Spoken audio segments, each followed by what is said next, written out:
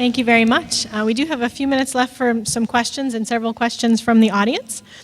And the first is for San Joaquin. What is the risk assessment that you use to determine high risk for violence as opposed to general recidivism risk? We use the strong risk assessment, and it's comprised of two pieces. The first piece is the STR, and that determines the risk to reoffend. And so our tool scores them either as low risk, moderate risk, and if they're high risk, it actually gives you three different categories. It's high risk to reoffend for violence, high risk to reoffend for drug, or high risk to reoffend for property. And then the second piece of our risk assessment is the ONG, which is the Offender's Need Guide, and that helps us determine what their criminogenic needs are so we can target them with appropriate interventions. Thank you. And to San Diego, in terms of the jail components of your program, how is the sheriff changing culture for the COs related to engaging offenders under the new paradigm shift, including training, role modeling, or other strategies? I think that question came from San Diego. It's challenging. We're working closely with our correctional counseling staff and the reentry team to bring the information forward as to how this can benefit the staff. For a lot of these folks, it's hard to see that this is such a big change, that what we did yesterday in holding people accountable through structured rules and regulations, and everything was negative reporting and put them in lockdown, and that we can do something different to change their thinking and change their behavior in custody to make our lives easier. We don't have a structured training plan yet on how we're going to accomplish that. We're working kind of anecdotally through small successes. But we are working towards just that, and making sure that these guys understand, these staff understand that there's a different way to do business, and we kind of put in a position where we have no choice but to at least try. Thank you. And to San Joaquin, did the CCP grant you money to create officer or deputy positions that previously did not exist, and how difficult was it to demonstrate the need for those positions? Good question. Yeah, those were all new positions, or positions that we were able to kind of get back into our organizations because of that funding. We didn't draw from existing spots in our organizations. These were actually new positions. And we entered into MOUs amongst ourselves. Stockton is the parent agency that receives the money from the CCP. What was the second part of the question? And how difficult was it to make the case? It played out very, it was very lively discussion during our CCP meeting. I'll be very frank with you. It was kind of a tough sell, and but you know, when it was put together and it was presented in a way that, hey, this isn't just hook and book. The intent here is that we actually support realignment and we support what our CCP is trying to do. It came together.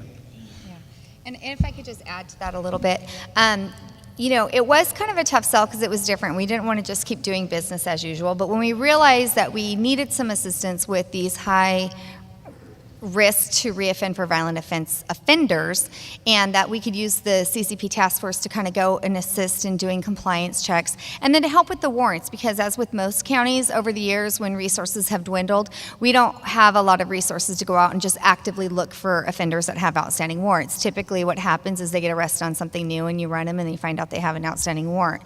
So once we were able to kind of find that connection, and then also really stress the importance, like Chief Helms talked about earlier, they don't go out there and just arrest everybody that they come across. We get a daily from the law enforcement sergeant in charge of the task force every day, and you can see many times, many of the compliance searches that they are doing, the offender's in compliance, and they also document what agencies they're referring them to, and so they continuously refer people to Friends Outside or some of our community-based organizations. We have contracts with Mary Magdalene Community Services, El Concilio Community Partnership for Families, and Fathers and Families of San Joaquin. So they'll refer them to those agencies, they'll refer them to WorkNet, they'll refer them to Behavioral Health Services. We have an assessment center that has 5 agencies co-located in one location, and so they'll refer them to the assessment center to get those needs. And once we were able to kind of meld that together, then the second year, the first year we didn't give them as much as they had wanted. We were only able to fund about $500,000. And we saw such value in it after it was implemented that for this current year, we increased our funding up to almost $650,000. So it's been really working really well for us. And I just glanced over the information on the slide. They've actually made more referrals than they've made arrests, and I think that's an important point to make. Thank you. And one last question to San Diego. You mentioned mandatory program while in custody with the sheriff's office. How did you make it mandatory? You want to cover that? Is that commissioner court? It says you mentioned mandatory program while in custody with the sheriff's office, and how did you make the programming mandatory?